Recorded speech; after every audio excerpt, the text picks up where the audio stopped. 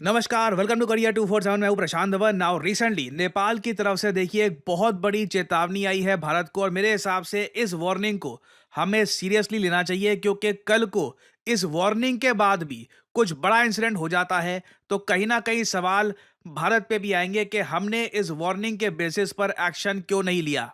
इधर आप लोग देख पाएंगे इस पर दर्जनों आर्टिकल्स पब्लिश हो रहे हैं आज के समय के टॉप नेपाली ऑफिशियल, ये कोई ऐसा नहीं है कि कोई रैंडम ऑफिशियल है।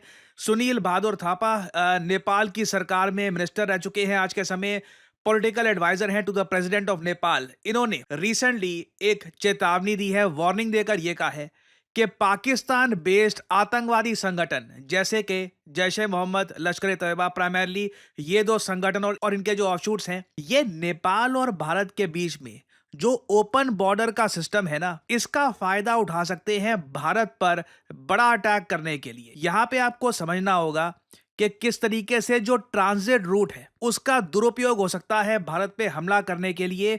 ये बात आप खुद सोच कर देखिए, डेफिनेटली इंटेलिजेंस इनपुट कहीं ना कहीं इनको मिला होगा, तभी नेपाल ये टॉपिक खुद रेस कर रहा है। नहीं तो आप अगर सोच कर देखो, ये इंडिया को रेस करना चाहिए, बट नेपाल खुद ही कह रहा है कल को कुछ हो गया तो ब्लेम मत करना कि यहाँ पे हमने कुछ किया नहीं, हम ऑलरेडी वार्न कर रहे हैं। ऑपरेशन सिंदूर के बाद देखो भारत ने अब क्या कर दिया है, एक न्यू नॉर्मल क्रिएट कर दिया है। हमने पाकिस्तान को, एक्चुअली पूरी दुनिया को ये बोल दिया है, भारत पे अगली बार जब कोई आतंकवादी हमला होगा हम पाकिस्तान पर बॉम्बिंग करेंगे, दैट विल हैपन। ये अब हमने एक नया प्राइस इंपोज कर दिया है पाकिस्तान पर कि अब देखो, अब क्या है कि आतंकवादियों को ढूंढना, अब कोई आतंकवादी किसी बिल में कहीं पे छुप जाए वगैरह, उसको ढूंढना कई बार मुश्किल हो जाता है। आप अगर सोच कर देखो तो यूएसए को भी कई दशक लग गए थे ओसामा बिन लादेन को ढूंढने में, जबकि यूएस महाशक्ति है तब भी। 9/11 जो सबसे बड़ा आतंकवादी हमला है दुनिया का, उसका मेन प्लानर कई सालों तक यूएसए ने बचा रहा। बट जो पाकिस्तान में टेरर कैंप्स है उनको डेफिनेटली हम टारगेट करना स्टार्ट कर देंगे। तो अब पाकिस्तान अपनी स्ट्रैटेजी चेंज करेगा, जो इनके ग्रुप्स हैं ये अपनी स्ट्रैटेजी चेंज करेंगे। ये लोग मोस्ट प्रोबेबली हमको अटैक करने का प्रयास करेंगे नेपाल के थ्रू, ताकि अटैक अगर नेपाल के थ्रू हुआ तो पाकिस्तान के पास और एक रीजन हो सकता है यूएस समेत इंटरनेशनल कम्युनिटी को बोलने का कि देखिए हम पे क्यों अटैक किया जा रहा है, अटैकर्स आए हैं नेपाल से, नेपाल में देखो कुछ अलग से कुछ हो रखा होगा, हमने तो ये अटैक किया नहीं है। और यहाँ पे आपको समझना होगा कि इंडिया नेपाल के बीच में ओपन बॉर्डर सिस्टम कैसे काम करता है और आतंकवादी इसको कैसे एक्सप्लॉइट कर सकते हैं। नाउ यहाँ पे आप अगर देखोगे, ये एशिया का मैप, ये है हमारा प्यारा भारत, और नेपाल और भारत के रिलेशंस देखिए कई सदियों पुराने हैं। दोनों कंट्रीज लिटरली आप कह लीजिए भाइयों की तरह को एग्जिस्ट करते हैं। नाउ इंडिया और नेपाल के अच्छे रिलेशंस का सबसे बड़ा टेस्टमेंट ये है कि नेपाल अकेला देश है जिसके साथ हमने ओपन बॉर्डर पैक्ट कर रखा है। चाइना ने भी इस टाइप का ओपन बॉर्डर पैक्ट किसी कंट्री के साथ नहीं किया, पाकिस्तान ने नहीं किया। किसी भी कंट्री के, किसी भी दो देशों के रिलेशंस उस लेवल पे आपको नहीं मिलेंगे एशिया में कि बिल्कुल एक ओपन बॉर्डर पैक्ट है, वीजा पासपोर्ट की जरूरत नहीं है, सिटीजन्स नेपाल से भारत, भारत से नेपाल जा सकते हैं सिर्फ बेसिक डॉक्यूमेंट्स दिखा के, जो उनके रिस्पेक्टिव कंट्री की वोटर आईडी है, आधार कार्ड है, जो उनकी खुद की एक कंट्री की आईडी है, सिर्फ बॉर्डर चेक पॉइंट पे वो दिखाना है। इस टाइप का सिस्टम आपको मैं कहूंगा यूरोपियन यूनियन में दिखता है, और इस सिस्टम की वजह से ही हमने देखा है कि इंडिया नेपाल के रिलेशंस और अच्छे हुए हैं। नेपाल की बहुत सारी एक मैन पावर है, ये लोग भारत में आते हैं, काम करते हैं, बिजनेस करते हैं, अपनी इकोनॉमी को उससे इंप्रूव करते हैं। कई नेपाल के नागरिक हैं जो भारतीय सेना में सर्विस कर चुके हैं, आज भी सर्विस कर रहे हैं। बट अब इमेजिन करके देखो आप, कोई जैश ए मोहम्मद या फिर लश्कर ए तैयबा का आतंकवादी ये नेपाल पहुंच गया, फ्लाइट से पहुंच सकता है।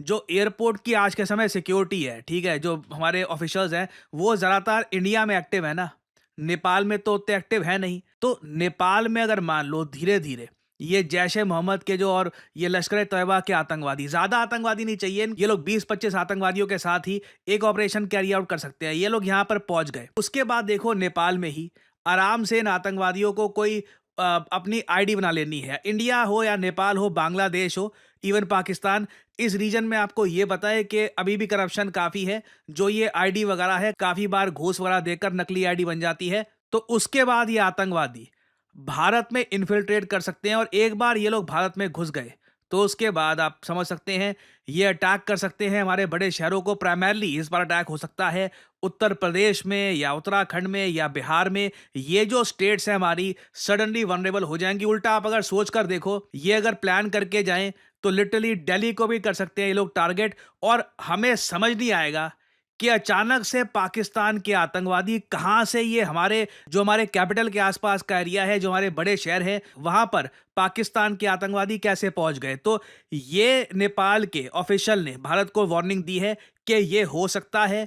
अब क्वेश्चन यहां पर ये आता है कि इसको रोके कैसे। इमीडिएटली आपके माइंड में ये सवाल आएगा, ओपन बॉर्डर खत्म कर दो। अगेन, ये एक सोल्यूशन नहीं है। हम लोग पाकिस्तानी आतंकवादियों के डर के बेसिस पर ये जो बॉर्डर है इसको बंद नहीं कर सकते। आई थिंक सही तरीका यहाँ पर ये है, हमें नेपाल की इंटेलिजेंस एजेंसीज, यहाँ पर जो भी एयरपोर्ट अथॉरिटीज़ हैं, इनसे कोऑर्डिनेट करके इंश्योर करना होगा कि जो भी फ्लाइट्स आ रही है पाकिस्तान से, ना सिर्फ पाकिस्तान से, इवन बांग्लादेश से, प्रॉपरली मॉनिटर करो। कौन लोग हैं जो आपके देश में आ रहे हैं, उनकी मूवमेंट को प्रॉपरली ट्रैक करना होगा। बेसिकली नेपाल में हमको अपनी इंटेलिजेंस बहुत ज़्यादा बढ़ानी होगी, तभी हम नेपाल के साथ ओपन बॉर्डर रख सकते हैं। नहीं तो नेपाल की ओपन बॉर्डर बिल्कुल भारत की सिक्योरिटी के लिए थ्रेट हो सकता है अगर पाकिस्तानी आतंकवादी इसको एक्सप्लॉइट करने पे आ गए। और अगर आपके माइंड में डाउट है कि क्या सच में ऐसा हो सकता है, एक large scale terrorist attack from Nepal, well, आपको बस कुछ साल पहले जाना है। एक्चुअली कुछ साल पहले नहीं, आपको 25-26 साल पहले जाना है। 1999 में इंडियन एयरलाइंस फ्लाइट 814, ये एक फ्लाइट थी जो काठमांडू से दिल्ली जा रही थी। आतंकवादियों ने इसको हाईजैक कर लिया और सीधा इसको ले गए अफगानिस्तान में, और आतंकवादियों ने सभी पैसेंजर्स को बंदी बना लिया था। उस वक्त अजीत डोभाल साहब ने क्रिटिकल रोल प्ले किया था एज नेगोशिएटर। धीरे धीरे जो ये पैसेंजर्स हैं इनको रिलीज किया गया और मजबूरी में भारत को 3 आतंकवादी छोड़ने पड़े। वो आतंकवादी कौन थे? अहमद उमर सईद शेख, मसूद अजहर। जी हाँ, जैश ए मोहम्मद का चीफ मसूद अजहर, ये इंडिया में जेल में था।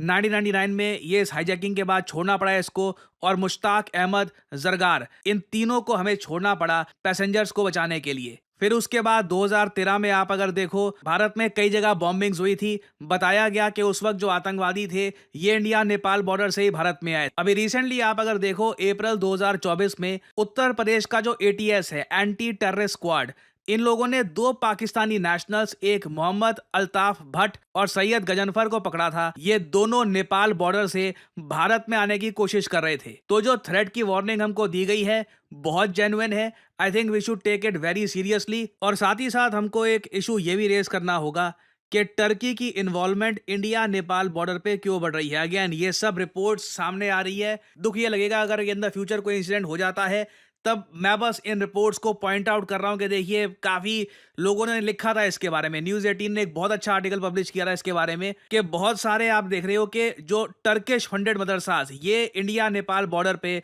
बनाए जा रहे हैं। टर्की एक ऐसा देश नहीं है, ना पाकिस्तान एक ऐसा देश है जो इंडिया का भला चाहते हैं। ऑफ कोर्स देखिए, वैसे अगर रिलीजियस बिल्डिंग्स अपने आप आनी है, दैट्स फाइन, मगर 2 फॉरेन कंट्रीज जो इंडिया को लिटरली नुकसान पहुंचाने का काम कर चुकी है इंटरनेशनल लेवल पर। टर्की ने लिटरली ड्रोन सप्लाई किए पाकिस्तान को, पाकिस्तान ने अटैक किया भारत को। तो इन दोनों देशों की जो भी इन्वेस्टमेंट्स हो रही है इंडिया नेपाल बॉर्डर के एरिया के आसपास, इसको भी हमें प्रॉपरली मॉनिटर करना होगा। और मैं वैसे आपको ये बता दूं, ये एक ऐसा टॉपिक है जो आने वाले समय में बहुत न्यूज़ में रहने वाला है। आई थिंक इससे रिलेटेड इंपॉर्टेंट डेवलपमेंट्स भी आएंगी। I will keep on making updated videos for you all. और फाइनली यहाँ पे आप लोगों से मैं एक क्वेश्चन भी पूछूंगा, एमसीक्यू। यहाँ पर ये है कि वो कौन सा ब्रिज है रिसेंटली जिसको रीनेम कर दिया गया था Sindoor bridge, in the honour of operation Sindoor. Operation Sindoor के सम्मान में एक ब्रिज है मुंबई में, इसका नाम बदल दिया गया था। तो ये है यहाँ पे आपकी options: Victoria bridge, gateway bridge, Mumbai bridge या कार्नैक ब्रिज। कमेंट सेक्शन में करिए उत्तर। जो लोग देंगे सही आंसर, उनकी कमेंट को मैं दे दूंगा हार्ट, ताकि बाकी लोग समझ पाएं कि सही उत्तर क्या है।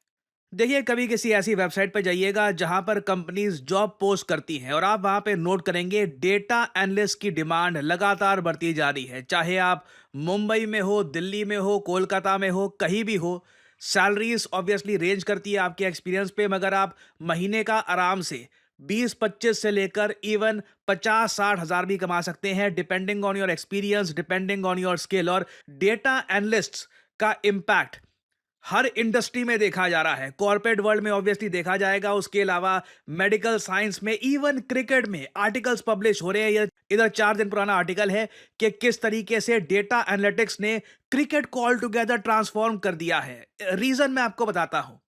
मैं आपको पहली बार दिखाता हूं कि डेटा एनालिस्ट की स्किल अगर किसी के पास आ जाए तो वो डेटा को कैसे प्रेजेंट कर सकता है। एक बार आपके पास डेटा एनालिस्ट की स्किल आ गई तो आप ये सब कुछ बना सकते हैं। आप देख पाओगे कितने खूबसूरत तरीके से आप एक कंपनी का प्रॉफिट, एक कंपनी के किस महीने में कितना रेवेन्यू गया, मार्केट शेयर कितना है, ये डिटेल में बना सकते हैं। अगेन, ये सिर्फ ऐसा नहीं है कि बस आपने ये बस कलर स्कीम चूज करी और डेटा डाल दिया। इसमें फॉर्मूलाज, इसमें किस तरीके से डेटा आप डालोगे, किस तरीके से डेटा आप प्रेजेंट करोगे, सब कुछ मैटर करता है। और कंपनीज आज के समय ऐसे लोगों को पैसा देने के लिए तैयार है जो डेटा उनको इस तरीके से, इस फॉर्म में उनके सामने प्रेजेंट करे, ताकि कंपनीज डिसाइड कर पाए कि फ्यूचर में उनको क्या करना है, फ्यूचर में उनको कहाँ जाना है। करियर 247 का जो डेटा एनालिस्ट कोर्स है, इसकी मदद से ऑलरेडी कई हमारे स्टूडेंट्स ऐसे प्रोजेक्ट्स बनाने के काबिल हो चुके हैं। ये हमारे ही एक स्टूडेंट का आपको मैं